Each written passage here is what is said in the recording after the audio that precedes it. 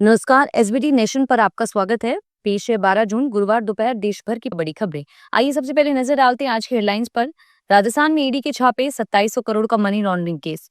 RAS 2023 के interview का 5वां चरण 23 से। ललित मोदी के परिवार की कंपनी पर किरोड़ी लाल मीणा की छापेमारी। भाजपा के नए अध्यक्ष का चुनाव 21 जुलाई तक संभव।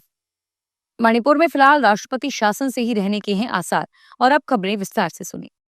राजस्थान, गुजरात और दिल्ली की करीब 24 जगह पर आज गुरुवार सुबह से ईडी की टीम छापेमारी कर रही है।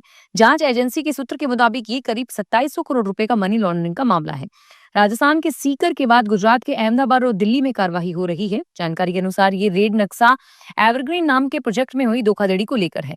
प्रोजेक्ट में पैसे लगाने वालों को कंपनी की ओर से एक समय के बाद फ्लैट, जमीन या ज्यादा रेट पर पैसे वापस लौटाने का भरोसा दिया जाता था। राजस्थान लोक सेवा आयोग की ओर से राजस्थान राज्य एवं अधीनस्थ सेवाएं भर्ती 2023 साक्षात्कार के 5वें चरण एवं सहायक आचार्य 2023 के अंतर्गत फिजिक्स विषय के साक्षात्कार का कार्यक्रम जारी किया गया है। आयोग सचिव ने बताया कि राजस्थान राज्य व अधीनस्थ सेवाएं 2023 के तहत 5वें चरण के साक्षात्कार का आयोजन 23 जून से 3 जुलाई तक किया जाएगा। इस भर्ती के लिए साक्षात्कार में उपस्थित होने वाले अभ्यर्थियों को विस्तृत आवेदन 2 प्रतियों में प्रमाण पत्रों की फोटो सहित प्रस्तुत करना होगा। राजस्थान के कृषि मंत्री डॉक्टर किरोड़ी लाल मीणा ने राजधानी जयपुर और आसपास 6 पेस्टिसाइड फैक्ट्री और उनके गोदामों पर छापा मारकर कई सैंपल लिए। आईपीएल के पूर्व कमिश्नर ललित मोदी के परिवार की कंपनी के गोदाम को सील कर दिया गया है और एक जगह पर गोदाम बंद मिलने पर उसे ताला तोड़कर खुलवाया। बुधवार देर शाम को की गई इस कार्रवाई में कृषि मंडी ने बड़ी संख्या में घटिया पेस्टिसाइड मिलाने का दावा किया है। भाजपा के नए राष्ट्रीय अध्यक्ष का चुनाव 21 जुलाई को संसद के मॉनसून सत्र की शुरुआत से पहले हो सकता है। अगले हफ्ते से इस दिशा में कवायद तेज हो जाएगी और लगभग 10 राज्यों में नए प्रदेशाध्यक्ष चुने जाएंगे। इसके तुरंत बाद राष्ट्रीय अध्यक्ष की चुनाव प्रक्रिया शुरू होने की उम्मीद है। भाजपा के वरिष्ठ नेताओं की तरफ से अनौपचारिक बातचीत में इसके साफ संकेत मिले हैं।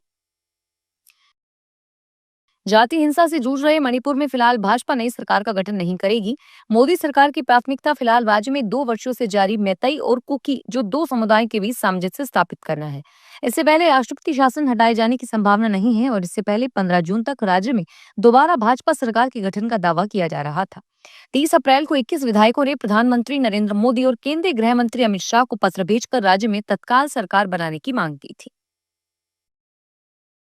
जोधपुर के ग्रामीण क्षेत्र के रहने वाले कुछ बदमाश साइबर ठगी के रूप में ठिकाने लगा रहे हैं और इसका खुलासा विवेक विहार थाना पुलिस की गिरफ्त में आए 2 बदमाशों से पूछताछ में हुआ। पुलिस ने आरोपियों के कब्जे से एक बिना नंबर की फॉर्च्यूनर कार और 24 डेबिट और क्रेडिट कार्ड और एक स्कैनर भी बरामद किया है।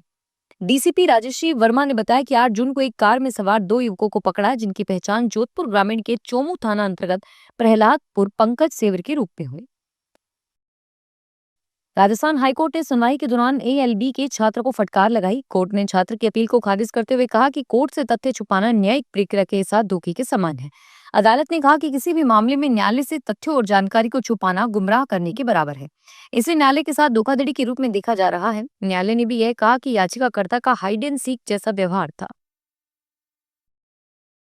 जोधपुर के कुड़ी भगतासनी थाने में एक जमीनी विवाद की जांच को लेकर एएसएचओ और महिला एएसआई के बीच कहासुनी ने पुलिस के आंतरिक सिस्टम की पोल खोल दी। इन 2 अधिकारियों में मामला इतना बढ़ गया कि उप निरीक्षक नाराज होकर थाने से बाहर आई तो एएसआई के रवैये से नाराज थानाधिकारी ने पहले तो रोजाना मचे में रपट डाली और फिर उच्चाधिकारियों को इस बारे में जानकारी दी। पुलिस के अनुसार कुछ दिन पहले पुलिस कमिश्नर के एक थाने में जमीनी विवाद से जुड़ा परिवाद आया था। इसमें कार्रवाई को लेकर दोनों अधिकारियों में बोलचाल हुई।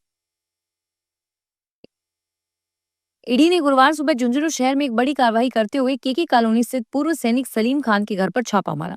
यह छापेमारी नेक्सा एवरग्रीन चिटफंड घोटाले से जुड़ी हुई है, जिसमें हजारों निवेशकों और हजारों करोड़ रुपए की ठगी का आरोप है। ईडी की टीम सुबह करीब 5 बजे 2 जयपुर नंबर की गाड़ियों में सलीम खान के बी ब्लॉक स्थित घर पहुंची। टीम के साथ सीआरपीएफ के 10 से ज्यादा जवान मौजूद थे, जिन्होंने घर के अंदर और बाहर सुरक्षा घेरा बना रखा था। केंद्रीय वन एवं पर्यावरण मंत्री भूपेंद्र यादव 13 जून को कोटा दौरे पर आएंगे। भूपेंद्र यादव रामगंज मंडी के मोडक में प्रदेश स्तरीय आपनो गांव साफ सुथरा अभियान का शुभारंभ करेंगे। कार्यक्रम की अध्यक्षता शिक्षा व पंचायती राज मंत्री मदन दिलावर करेंगे।